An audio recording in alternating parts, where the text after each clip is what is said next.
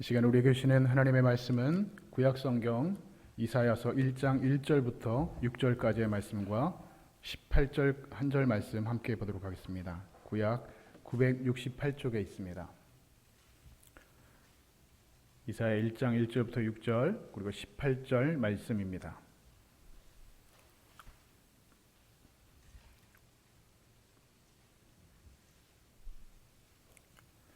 구약성경 이사야 1장 1절부터 6절과 18절 말씀, 이제 하나님의 말씀을 받들어 봉독해 올리겠습니다.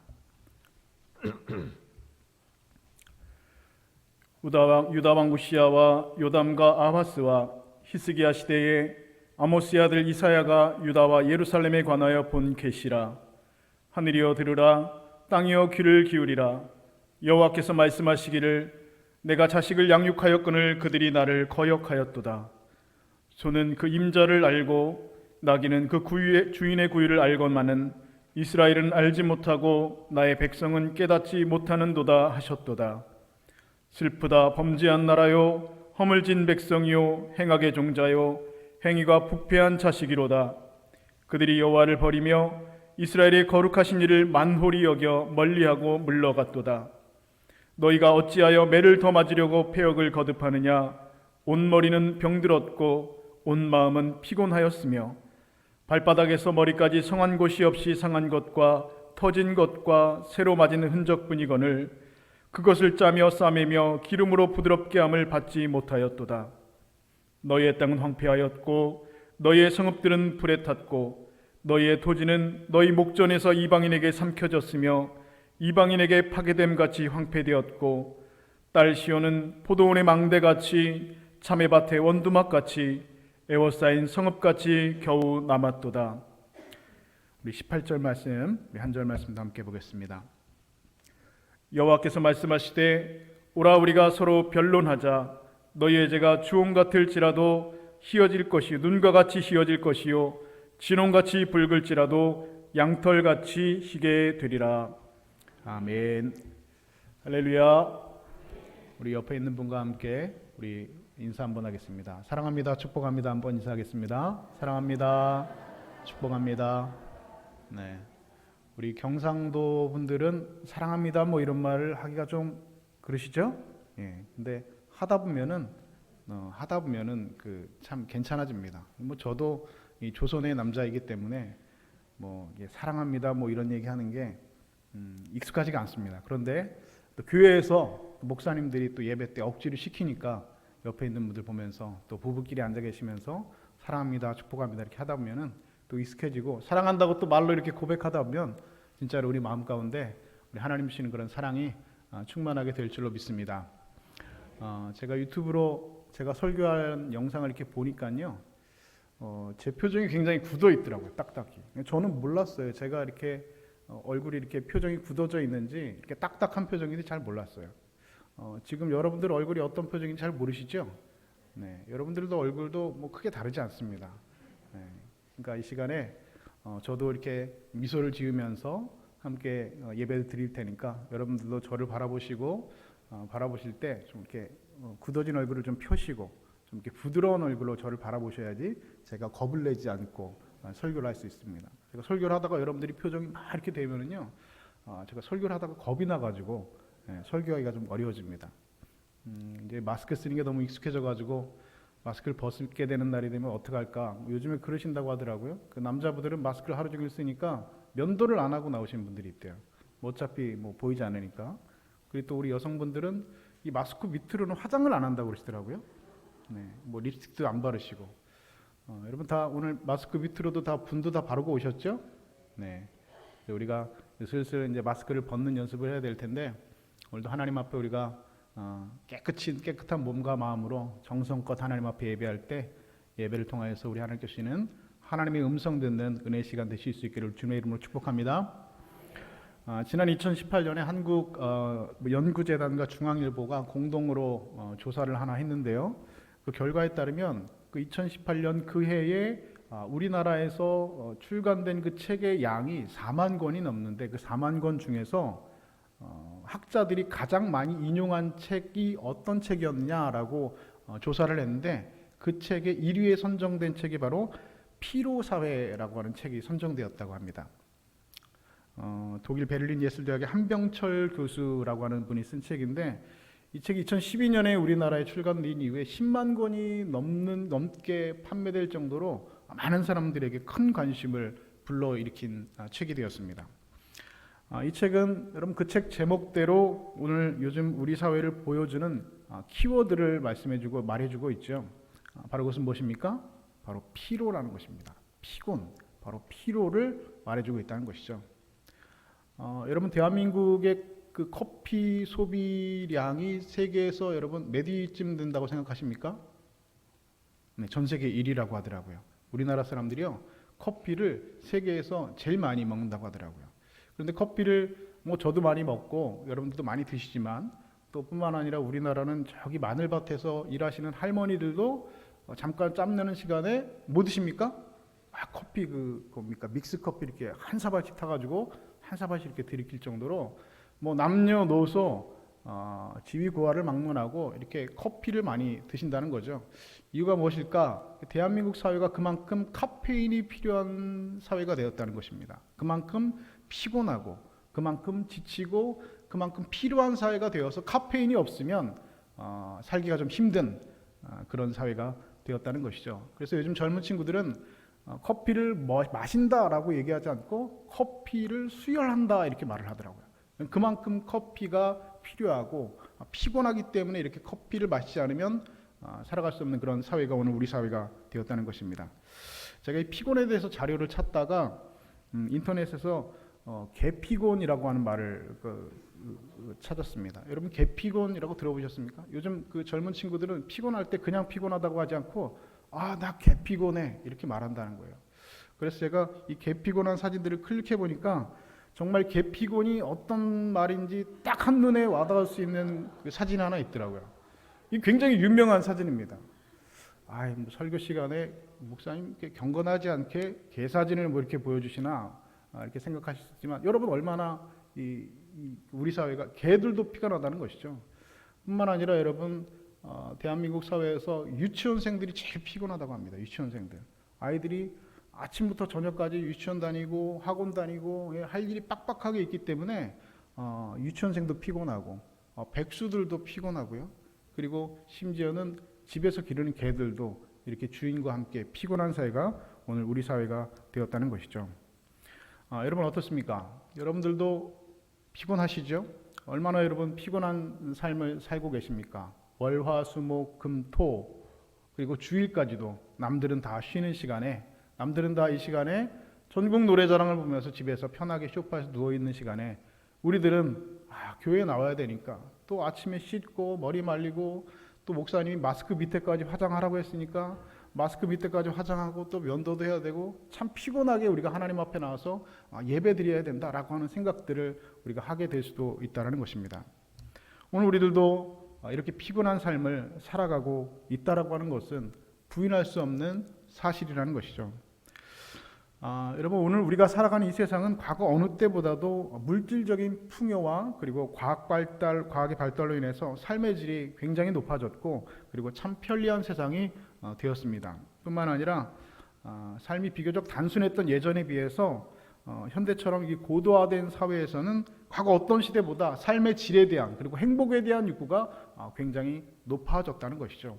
기대 수명도 높아졌지만 예전보다 우리 현대인들은 삶의 질과 행복에 대한 기대 욕구가 굉장히 높아졌다는 것입니다.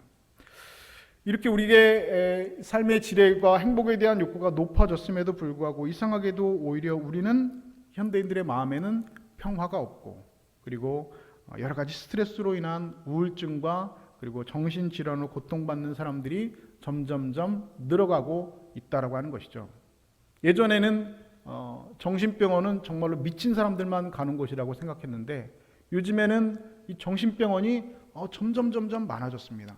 무슨 뜻입니까? 그만큼 정신적으로 힘든 분들이 많아졌다는 것이죠.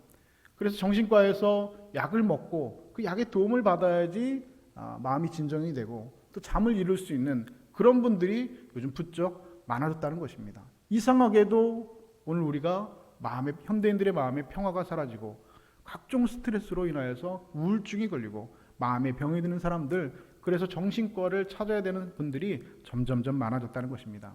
많은 사람들이 치열한 경쟁 사회 속에서 살아남아야 되기 때문에 항상 긴장된 생활을 하고 있기 때문에 남들 불안하고 그야말로 참 피곤한 삶을 오늘 우리는 살아가고 있습니다.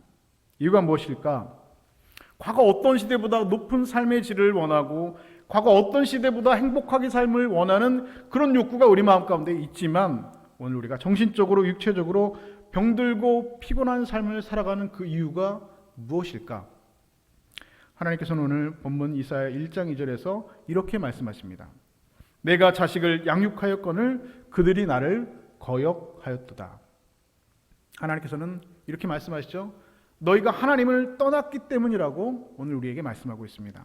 오늘 우리가 겪고 있는 모든 문제들, 병들고 피곤하고 매일 상처받으며 살아가는 이 모든 문제의 원인이 우리가 하나님을 떠났기 때문에 떠나 사는 데 그 원인이 있다고 오늘 성경은 말씀하고 있다는 것이죠. 여러분 그렇습니다. 하나님을 떠난 곳에는 기쁨이 없습니다. 하나님을 떠난 곳에는 평안이 없습니다. 소망이 없습니다. 하나님을 떠난 곳에는 눈물과 고통과 상처만이 있을 뿐입니다. 예레미야서 2장 13절에서는 이렇게 말씀하십니다. 내 백성이 두 가지 악을 행하였더니 그들이 곧 생수의 근원이 되는 나를 버린 것과 스스로 웅덩이를 판 것인데 그것은 그 물을 가두지 못할 터진 웅덩이들이니라. 여러분 하나님을 떠나 사는 인생은 이렇게 밑빠진 웅덩이에 물을 채우는 것과 같습니다. 아무리 쏟아붓고 아무리 채워 넣어도 아무리 그 물을 그 안에 들이붓는다 할지라도 결코 채울 수 없는 터진 웅덩이를 안고 살아가는 것이라는 것이죠. 사회구조학자들의 연구에 의하면 세계 어떤 나라든 전 세계 문화권에서 세계 어떤 나라든 경제가 발달하고 소득이 높아지면서 공통적으로 나타나는 현상이 하나 있다는 것이죠. 그것은 바로 무엇이냐면 사람들이 점점 바빠진다는 것입니다. 이전에 못 살 때는, 예전에 좀 부족하게 살 때는, 소득이 좀 부족했을 때는 좀 여유도 있고 그래도 시간도 좀 있었는데 이상하게 이전보다 분명히 잘 살게 됐는데, 예전보다 분명히 우리의 소득은 높아졌는데 시간은 더 없어졌다는 것입니다. 더 바쁘게만 살아간다는 거죠. 우리는 모두들 세상에서 조금 더 잘 살기 위해, 조금 더 벌기 위해서 더 바쁘게 살아가고 있습니다. 그런데 이렇게 바쁘게 살아간 결과가 오늘 우리에게 무엇이냐는 것입니다. 좀 더 벌기 위해서, 좀 더 잘 살기 위해서 바쁘게 살아가고 있는데 그 바쁘게 살아간 결과가 무엇이냐는 것입니다. 옛날 우리나라가 못 살 때 1970년대, 80년대 우리나라가 좀 어려울 때 가족 중에 미국의 이민간 분들이 그 가족이나 친척 중에 한두 명씩 다 계셨죠. 그 이민간 분들이 미국에 이민 가서 그 가족에게 편지를 붙일 때 그 편지에 꼭 같이 붙이는 게 사진을 같이 이렇게 붙이셨습니다. 근데 그 사진을 보면 열이면 열 모두 어떤 사진이었냐? 아주 멋진 자동차를 배경으로 사진을 찍어서 보냈다는 것입니다. 그리고 뒤에 파란 잔디에다가 하얀 2층 집을 배경으로 한 그런 사진을 이민간 분들이 친척들에게, 가족들에게 이렇게 보내왔다는 것입니다. 그 사진을 보면서 한국에 있는 가족들이 야, 미국 가서 이민 가더니 출세했네. 야, 저 차 좀 봐라. 야, 저 잔디밭이 깔려있는 저 집 좀 봐라. 야, 정말 출세했네 하면서 그 사진을 본 가족들이 다 부러워했다는 것이죠. 그런데 여러분 실상 그렇게 살기 위해서는 어떻게 살아야 됐습니까? 부부가 서로 얼굴도 보지 못하고 살아가야 했다는 것입니다. 남편은 슈퍼마켓에서 종업원으로 열심히 일을 해야 되고, 그리고 아내는 봉제 공장에서 재봉틀을 돌려야 되고, 아이들은 열쇠를 목에 걸고 학교에 다녀야 했습니다. 그리고 저녁 때가 되면 온 식구가 밥을 먹다가 숟가락을 든 채로 나도 모르게 쓰러져 잠에 드는 삶이 바로 그와 같은 삶이었다는 것입니다. 세상의 소유는 얻었지만, 소득은 높아졌지만 머리는 병들고 마음은 피곤한 삶을 살아간다는 것입니다. 여러분, 우리는 오늘 세상이 우리를 유혹하는 속임수에 넘어가서는 안 됩니다. 사단이 예수님을 시험할 때 이렇게 말했죠. 내가 떡이 있다면 너는 행복할 것이다. 너가 세상이 그런 칭찬과 존경을 받는다면 너는 행복할 것이다. 그리고 세상의 부귀와 영화를 내가 누린다면 너는 행복할 것이다. 천하만국을 소유할 수 있다면 너는 행복할 것이다 하면서 사탄은 예수님을 시험하고 유혹했습니다. 그 유혹의 의도가 무엇입니까? 하나님의 아들로서 이 땅에 오신 그 메시아의 그 사명을 잊어버리도록 하기 위한 것이었죠. 내가 떡 있다면 너 행복할 거야. 내가 사람들에게 칭찬과 존경을 받는다면 너 행복할 거야. 천하만국을 소유한다면 네가 행복할 거라고 예수님을 유혹했습니다. 그것은 그 예수님이 그리스도 예수님의 메시아로서의 그 사명을 잊어버리도록 하기 위한 것이었습니다. 세상을 구원하는 그 메시아로서 십자가를 지는 대신에 세상의 소유와 명예와 부귀영화를 누리도록 유혹한 것입니다. 오늘도 사단은 여러분들을 유혹하고 있습니다. 이렇게 하면 너희가 행복할 수 있다. 저렇게 하면 네가 행복할 수 있다. 이것을 가지면, 이것을 소유하면 너는 행복할 수 있다. 라고 오늘도 사단은 우리를 유혹하고 있습니다. 여러분, 그러나 아닙니다. 그것은 분명한 속임수입니다. 예수님과 똑같이 오늘 우리들이 하나님의 자녀로 이 땅에서 존재하고 하나님께서 이 땅에 우리를 보내신 그 사명, 우리를 이 땅에 보내신 예수님의 그 하나님의 그 사명을 우리로 하여금 잊어버리게 하기 위한 것이라는 것이죠. 그래서 결국은 하나님의 자녀 살지 못하게 하고 하나님으로부터 우리를 떼어놓으려고 하는 사단의 철저한 속임수라는 것입니다. 그리고 이 속임수에 넘어간 사람들은 오늘도 그렇게 하나님을 떠나 살고 결국은 머리는 병들고 마음은 피곤하게 살 수밖에 없다는 것입니다. 여러분, 오늘 우리 행복은 오직 하나님께 돌아가는 데 있다라는 사실을 믿으실 수 있기를 바랍니다. 우리 행복은 소유에 있는 것이 아니라, 우리 행복은 더 가지는 것에 있는 것이 아니라, 오직 오늘 우리의 행복은 여호와 하나님께 돌아가는 데 있다는 사실을 믿으시는 여러분 되실 수 있기를 우리 주님의 이름으로 축복합니다.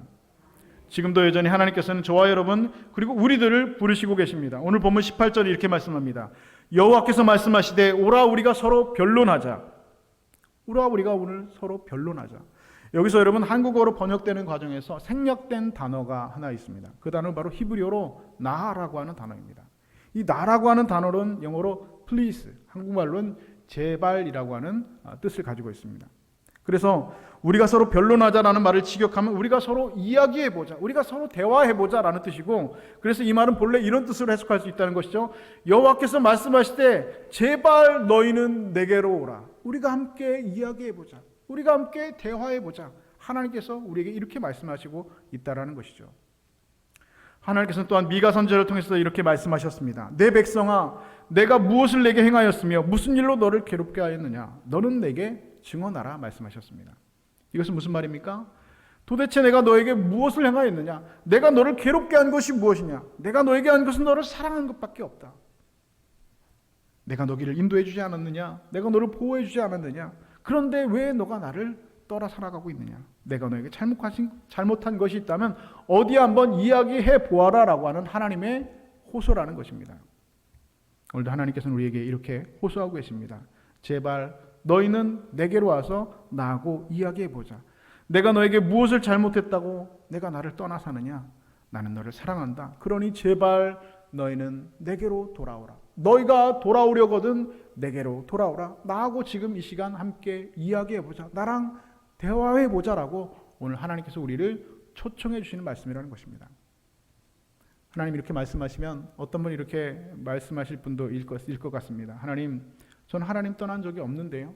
하나님, 저는 예배로 잘 드렸습니다. 오늘도 하나님 앞에 예배 드리러 이 자리에 나왔습니다. 교회에서 직분도 맡아서 봉사도 했습니다. 그런데 어떻게 제가 하나님 떠나 산다고 말씀하십니까? 저는 하나님을 떠나 산 적이 없습니다. 그렇다면 여러분 오늘 성경 말씀을 함께 보시지요. 오늘 본문이 너무 길어서 다 읽지 못했는데 오늘 본문 12절 말씀에 보면 이렇게 말씀하고 있습니다. 너희가 내 앞에 보이러 오니 이것을 누가 너희에게 요구하였느냐? 너희가 내 마당만 밟을 뿐이니라. 이렇게 말씀하고 계십니다. 여러분 오늘 예배당에 교회에 다 나오셨는데 왜 오늘 교회당에 예배에 나오셨습니까? 오늘 교회에 여러분 무엇 때문에 여러분 나오셨습니까? 무슨 생각으로 여러분 교회 나오셨나요? 여러분 하나님 만나러 교회 나오셨습니까? 여러분 예배는 하나님과 만나는 것입니다. 교회에 나오는 이유는 하나님을 만나기 위해서 예배로 나아가는 것입니다. 사람을 만나기 위해서 예배당에 나온 것이 아니라 사람을 만나러 나오기 위해서 예배에 나온 것이 아니라 예배는 하나님을 만나기 위하여서 우리가 예배에 나오는 것입니다. 그럼 하나님 만나러 나오셨나요? 아니면 혹시 주말에도 바쁜데 빨리 예배 드리고 나가서 이것도 하고 저것도 하고 여기도 갔다 오고 저기도 갔다 해야 돼. 다음 할 일을 여러분 생각하고 혹시 여러분 오늘도 예배당에 나오신 분은 없으십니까? 만약 그렇다면 여러분들이 오늘 교회에 나오면서 하나님을 만날 생각을 하면서 나오지 않았다면, 하나님을 만나는 것이 예배의 목적이 아니었다고 한다면 여러분은 이런 책망을 듣게 될 확률이 굉장히 높으십니다. 너희가 내 마당만 밟을 뿐이니라. 성전 마당만 밟는다라고 하는 것은 세 가지 의미가 있습니다. 예루살렘 성전은 이 세 가지 영역으로 구분이 되죠. 첫 번째는 먼저 이 성전 마당입니다. 이 성전 마당은 누구나 다 들어갈 수 있는 곳입니다. 그 다음으로는 성소이죠. 여기에는 제사장만 들어갈 수 있습니다. 그리고 이 성소를 지나면 바로 마지막 세 번째 지성소라고 하는 것이 있습니다. 이 지성소는 누구나 들어갈 수 있는 것이 아닙니다. 대제사장만 들어갈 수 있는 것인데, 이 대제사장도 1년에 한 번, 대속죄일에 딱 한 번만 들어갈 수 있다는 것이죠. 그런데 그때 제사장이 들어가는 이 지성소에 들어갈 때 입는 옷에는 여러분 무엇이 달려 있습니까? 방울이 달려 있습니다. 만약에 이 대제사장이 하나님 앞에 겸비하지 아니하고 하나님 앞에 아직까지 해결되지 않은 죄를 가지고 이 지성소에 들어가면 그곳에서 어떻게 되는 것입니까? 죽는 것입니다. 그러면 누구도 그 지성소에서 그 대제사장의 시체를 꺼내올 수 없기 때문에 이 방울 소리가 들리지 않으면 대제사장이 죽은 것으로 간주하고 허리에 묶여있던 그 줄로 그 대제사장을 끌어내는 것, 그럼 그것이 바로 지성소라는 것입니다. 그 속에는 여러분 하나님의 임재의 상징인 법궤가 들어있습니다. 하나님께서 임하시는 곳이 바로 이 지성소라는 것입니다. 그런데 예수님께서 십자가에 달려 돌아가실 때 이 지성소에로 들어가는 이 성소 휘장이 둘로 찢어졌다고 성경은 기록하고 있습니다. 그래서 예수 그리스도의 그 십자가를, 그 흘리신 피의 공로를 믿는 사람은, 예수 그리스도의 십자가를 붙드는 사람은, 그 광야에서 노뱀을 바라보듯이 예수 그리스도를 오늘도 바라보는 사람은 누구나 휘장을 지나서 담대히 하나님의 계신 지성소로 나아갈 수 있다고 오늘 성경은 우리에게 분명히 말씀하고 있습니다. 여러분, 오늘 우리가 예배하기 위해서 여기에 나왔습니다. 그렇다면 여러분, 지성소로 들어가서 보좌를 지나서 담대히 그 지성소로 들어가서 하나님의 임재가 있는 그 하나님을 여러분 만나야 된다는 것입니다. 예배가 무엇입니까? 예배는 하나님 만나는 것 외에는 아무것도 없습니다. 예배는 그냥 하나님을 만나기 위해서 하나님 드리는 것입니다. 하나님 만나서 하나님 찬양하고 하나님께 감사하고 하나님과 교제하는 것이 여러분 예배 시간입니다. 하나님이 원하시는 것은 여러분 재물이 아닙니다. 하나님 원하시는 것은 프로그램도 아니고 행사도 아니고 하나님 원하시는 것은 화려한 공연도 아닙니다. 오늘 하나님께서 원하시는 것은 오늘 여러분들의 상한 심령입니다. 지치고 피곤한 마음으로 이 모습 이대로 하나님 앞에 나오는 상한 심령을 오늘 하나님께서는 기다리고 계십니다. 하나님께서 원하시는 것은 오늘 우리의 마음, 오늘 우리의 정성, 우리의 사랑과 감사, 진실된 회개와 헌신과 찬양을 하나님께서는 원하십니다. 그런 마음으로 하나님 앞에 예배로 나오는 사람들을 하나님께서는 지금도 기다리고 계십니다. 오라 우리가 여호와께 나와 함께 변론하자. 나와 이야기해보자. 하나님 말씀하신다는 것이죠. 예수님께서는 마태복음 7장 22절부터 23절까지 이렇게 말씀하십니다. 그날에 많은 사람이 나더러 이르되 주여 우리가 주의 이름으로 선지자 노릇하며 주의 이름으로 귀신을 쫓아내며 주의 이름으로 많은 권능을 행하지 아니하였나이까. 그때 내가 그들에게 밝히 말하되 내가 너희를 도무지 알지 못하니 불법을 행하는 자들아 내게서 떠나가라 하리라. 여러분이 이 다음에 하나님 앞에 가서 이렇게 말할 것입니다. 주님, 제가 교회 열심히 다녔습니다. 주님, 제가 예배를 열심히 드렸습니다. 주의 이름으로 찬양했고 주의 이름으로 기도했고 주의 이름으로 여러 가지 일들을 하였습니다. 이런저런 일들을 여러 가지 행하였습니다. 그런데 하나님께서 나는 너를 도무지 모른다 말씀하시면 여러분 어떠실 것입니까? 주님, 제가 목사였습니다. 주님, 제가 집사였습니다. 주님, 제가 장로였고 권사였습니다. 열심히 주일을 했습니다. 주님, 저 아시죠? 했는데 내가 너를 도무지 모른다 말씀하시면 여러분 어떡할까요? 하나님 만나지 않고 마당만 밟고 가는 사람, 그 사람을 하나님께서 오늘 알지 못한다 말씀하십니다. 나는 너를 본 적이 없다. 나는 너를 만난 적이 없다. 너는 나를 만나러 예배당에 나왔는지 모르지만 너는 만난 적이 없다. 기억이 없구나. 나는 너를 모른다 말씀하실 것이라는 것이죠. 오늘 본문 13절에 이렇게 말씀하고 있습니다. 성회와 아울러 악을 행하는 것을 내가 견디지 못하겠노라. 여기서 여러분 성회라는 것은요, 안식일, 그리고 유월절, 무교절, 칠칠절, 이 초막절을 말하는 것입니다. 오늘날로 말하면 주일을 말하는 것이고 고난주간, 고난주일, 그리고 부활주일, 추수감사주일, 맥추감사주일 뭐 이런 것들을 말하는 것이죠. 그런데 이렇게 하나님 앞에 나와서 이런 예배를 드리면서 한편으로는 악을 행하는 것, 하나님께서는 견딜 수 없다라고 오늘 말씀하고 계십니다. 주일날 예배당에 나와서 예배를 드리지만 하나님 앞에 하나님 만나러 우리가 예배당에 나왔지만 내 마음 가운데 여전히 누군가를 미워하는 마음이 있다면 그 예배는 하나님께서 견딜 수 없어 하는 예배입니다. 분명히 하나님 말씀하고 계시죠. 너와 마음이 풀리지 않는 것이 있다면 하나님 앞에 제물을 드리러 나왔다가 놓고 가서 화해하고 오라고 우리 하나님 말씀하셨습니다. 하나님 앞에 예배로 나가는데 여전히 내 마음 가운데 누군가를 미워하는 그 마음이 있다고 한다면, 해결되지 않고 회개하지 않은 그런 마음들이 있다고 한다면 하나님께서는 그 예배를 견딜 수 없다라고 말씀하고 계십니다. 여러분, 누군가를 미워하는 마음은 그것이 바로 지옥이라는 것입니다. 죽어서 가는 지옥도 지옥이지만 내가 누군가를 도무지 미워서 견딜 수 없는 그 마음, 여러분, 그 안에 지옥이 있는 것입니다. 그 마음을 가지고 하나님 앞에 나와 예배한다면 하나님께서는 그 예배를 견딜 수 없다라고 말씀하고 계십니다.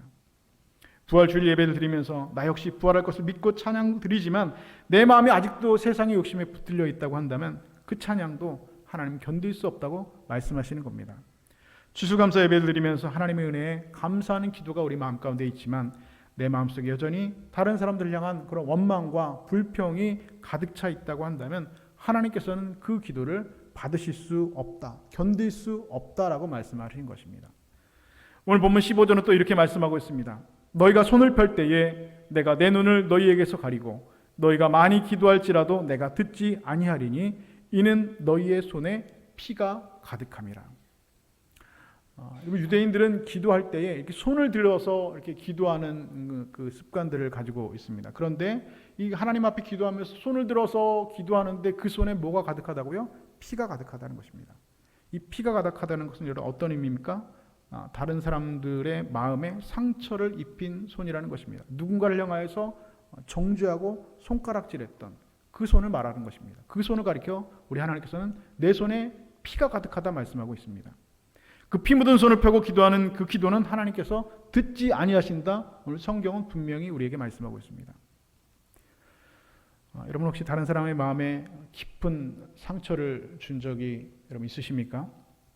다른 사람 마음을 정말 아프게 한 여러분 그런 경험이 있으십니까?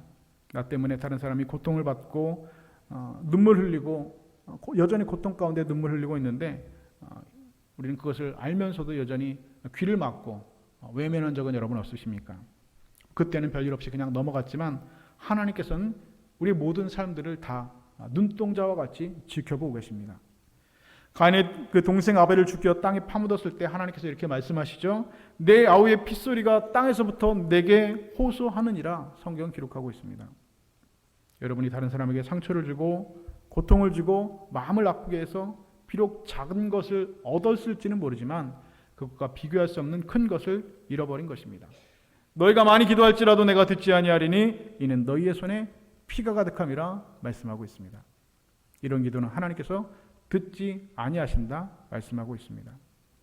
그런데 여러분 중요한 것은 그래서 하나님께서 이런 마음으로 하나님 앞에 나와서 예배하는 우리의 손에 피가 가득하고 우리의 마음에 악을 행하고 누군가에게 상처를 입히고 우리 마음 가운데 여전히 미움이 있고 우리 마음 가운데 하나님을 만나고자 하는 그런 마음이 없이 분주한 마음으로 피곤하고 지친 마음으로 그대로 하나님 앞에 예배한다고 할지라도 하나님께서는 이런 우리를 여전히 부르고 계시다는 것이죠.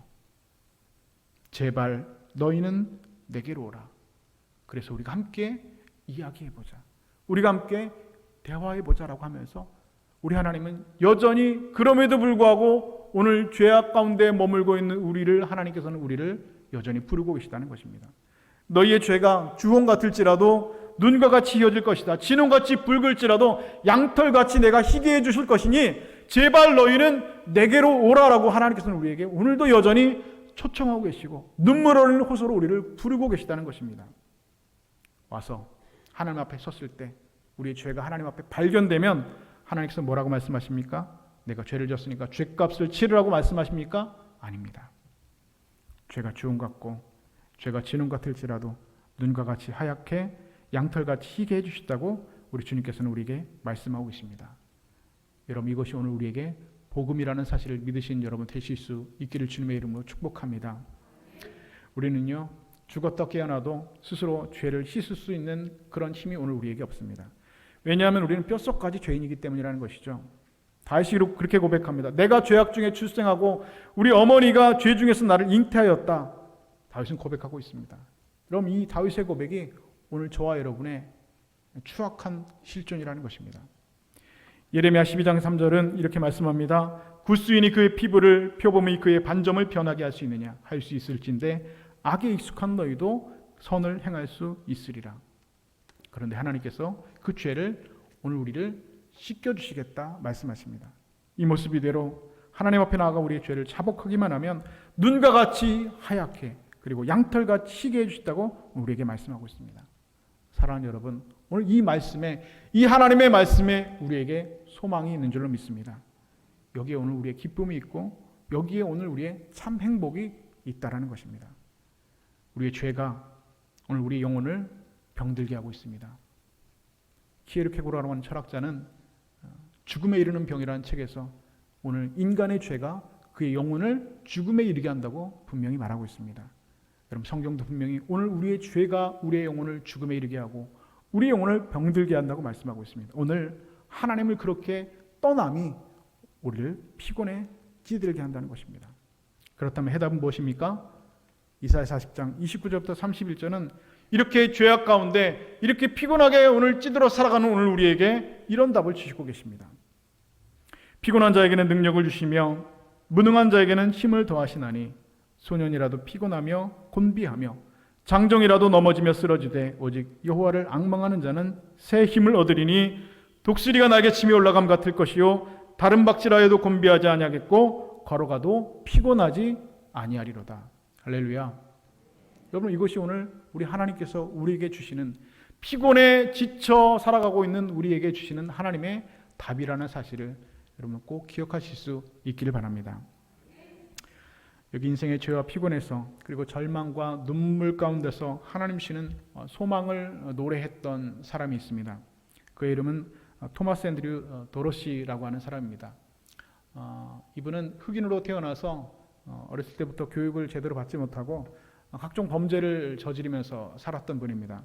그런데 이분이 아주 탁월한 음악적인 재능을 가지고 있어서 12살 때부터 이 노래를 하고 사람들 앞에서 공연을 하면서 아르바이트를 하면서 돈을 벌었습니다. 그러다가 청년이 되어서 네티 하퍼라고 하는 아름다운 여성을 만나서 결혼을 하게 되었고, 그 여성을 만나서 비로소 교회에 나가서 하나님을 만나고 거듭남을 그리고 구원을 경험하게 되었습니다. 교회 다니다 보니까 그가 가지고 있던 그 음악적 재능들을 발견하고 하나님 앞에 찬양하는 일, 내가 하나님 앞에 찬양하고 하나님을 높이는 일들에 내가 평생을 헌신하겠다라고 이분은 헌신하였습니다. 서원 기도를 하였습니다. 그렇게 하나님 앞에 믿음의 삶을 살아가고 있었다는 것이죠. 그런데 그런 그에게 어느 날 큰 시련이 찾아왔습니다. 1932년 그의 나이가 33살이었을 때에 세인트루이스에 있는 한 교회에서 찬양하면서 부흥회를 인도하고 있었을 때였습니다. 만삭인 그의 아내가 출산 도중에 그만 사망했다는 소식을 그는 듣게 되었습니다. 예배 중에 그 소식을 접하고 급하게 병원에 뛰어갔지만 사랑하는 아내는 이미 세상을 떠난 상태였습니다. 아내의 목숨과 맞바꾼 아이를 안고 그는 눈물을 삼킬 수밖에 없었습니다. 그런데 설상가슴으로 이틀 뒤에 그 아이도 그만 세상을 떠나고 말았습니다. 그래서 사랑하는 아내와 그 아이를 같은 관에 놓고 땅에 묻어서 집에 돌아온 도로시는 그제서야 감당할 수 없는 슬픔을 경험하게 되었습니다. 그는 하나님이 나를 버렸다라고 생각하게 되었습니다. 그래서 나는 더 이상 하나님 찬양하지 않겠습니다. 더 이상 하나님 앞에 예배하지 않겠습니다. 작곡도 하지 않고 이제는 교회도 다니지 않겠습니다라고 마음을 굳게 먹었다고 합니다. 그리고 그는 하나님 앞에 울면서 이렇게 외쳤습니다. 하나님 당신은 살아계십니까? 저는 하나님과 동행하는 삶을 살겠다고 소원도 했고 그렇게 하나님을 찬양하는 삶을 살았습니다.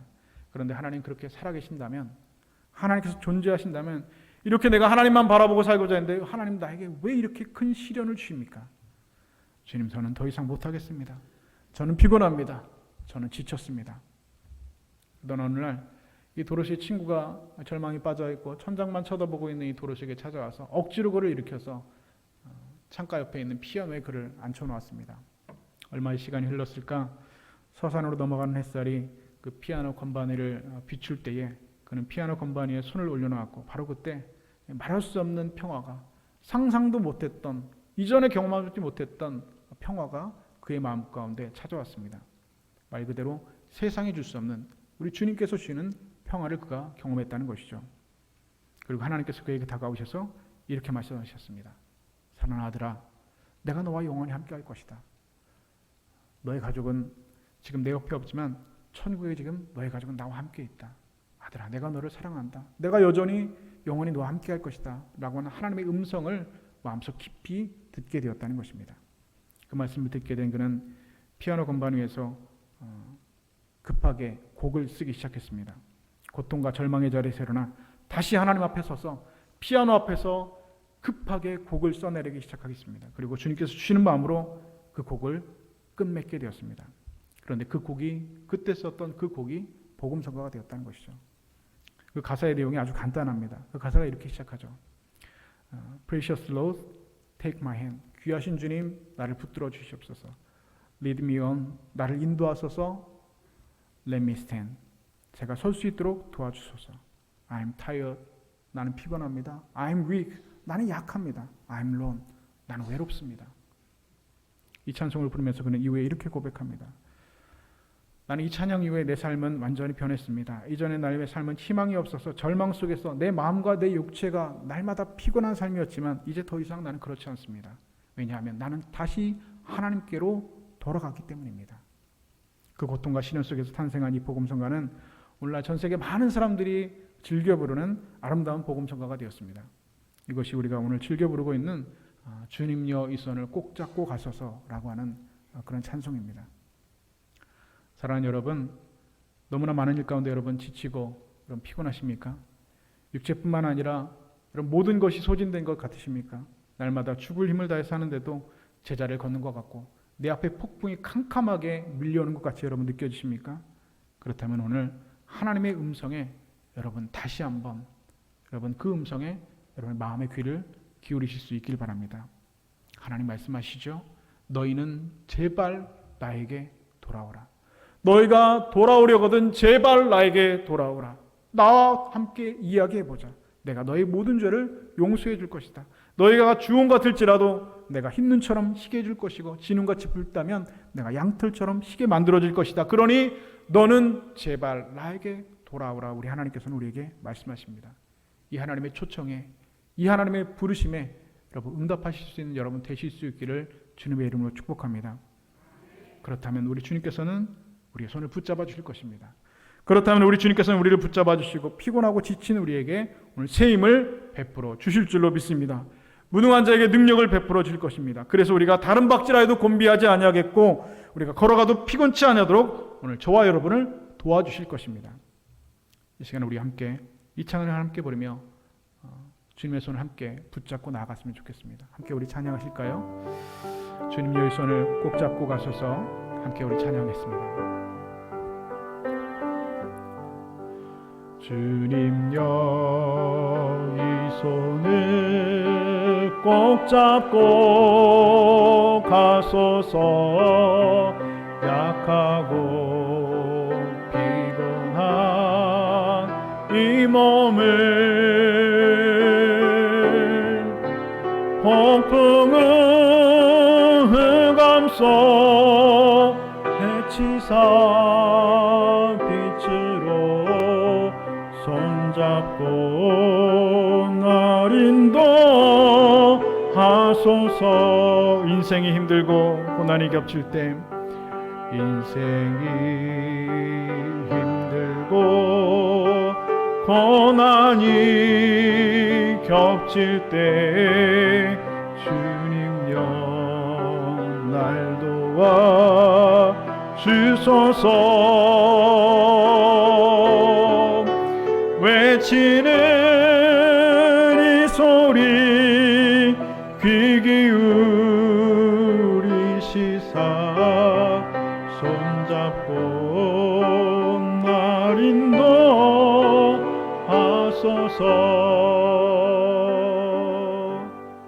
기도하겠습니다. 하나님 아버지, 우린 지쳤습니다. 우린 피곤합니다. 외롭고 약합니다. 이 시간 제발 나에게 돌아오는 주님께 돌아가오니 우리 가운데 주의 영으로 임하셔서 우리의 손을 잡아주시고 약하고 피곤한 우리의 발걸음을 당신의 능력으로 새롭게 하여 주시옵소서. 예수님의 이름으로 기도드리옵나이다. 아멘.